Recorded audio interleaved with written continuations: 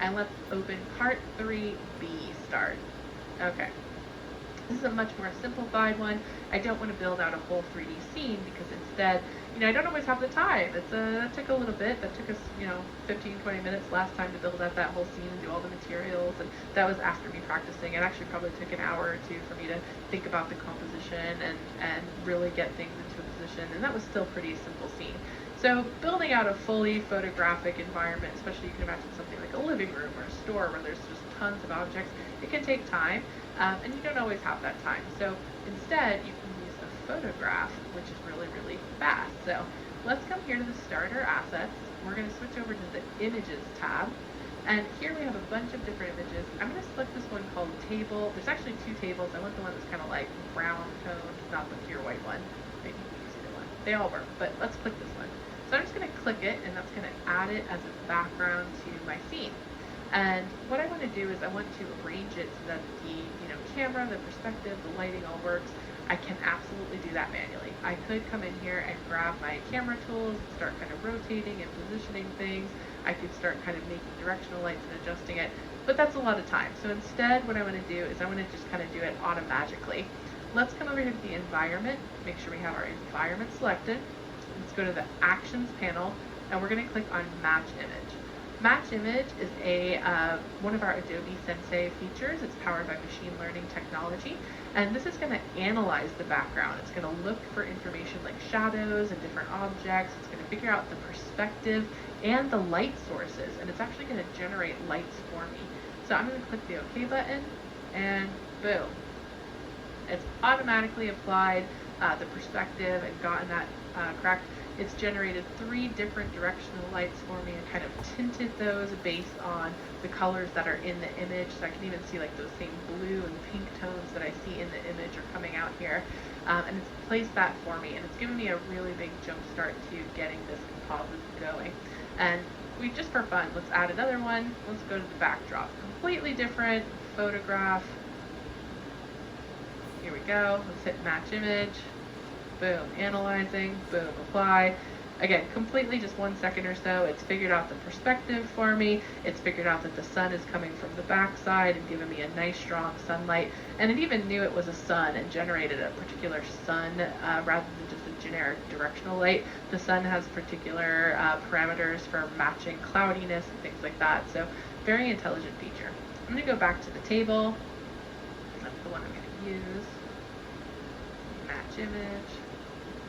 It's so fast, I can just do it multiple times. So things aren't always perfect, or maybe it gave you close to good results, you want to tweak it, or maybe you just want to adjust the composition yourself. So some of the things to keep in mind when you're adjusting your 3D content in front of your background is that generally speaking, you only want to orbit if you're fixing perspective. So right now my perspective looks pretty good, and if I use the orbit tool, number 1, I've just broken that perspective. So I'm going to do the camera undo. I want to undo that action. I don't want to adjust my orbit most of the time unless I'm fixing something. Instead, I want to pan and dolly.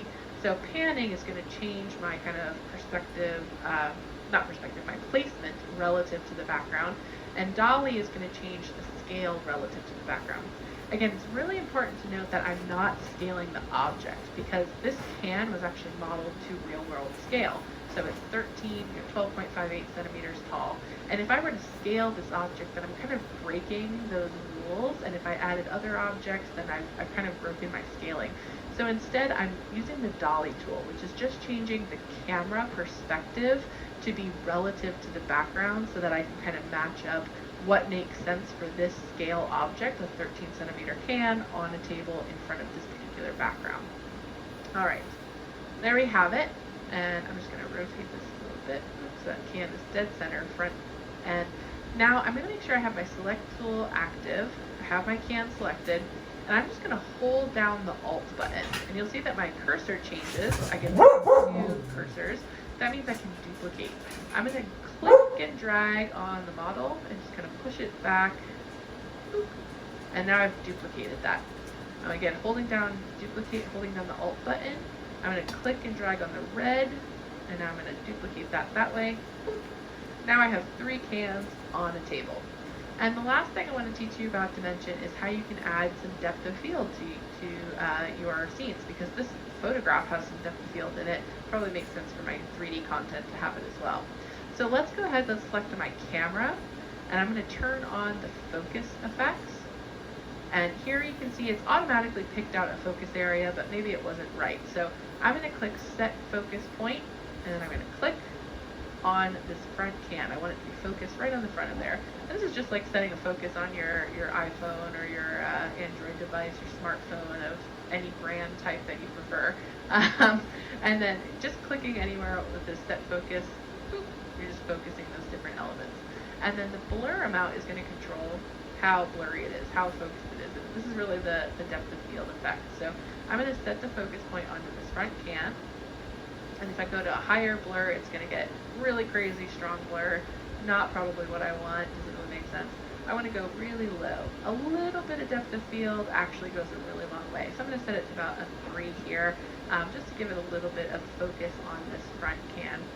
And again, this is where I can now go ahead and render out that scene and get some really beautiful composites. And that was much quicker than necessarily building out a full 3D scene. So with that, that brings us to the close of our entire series.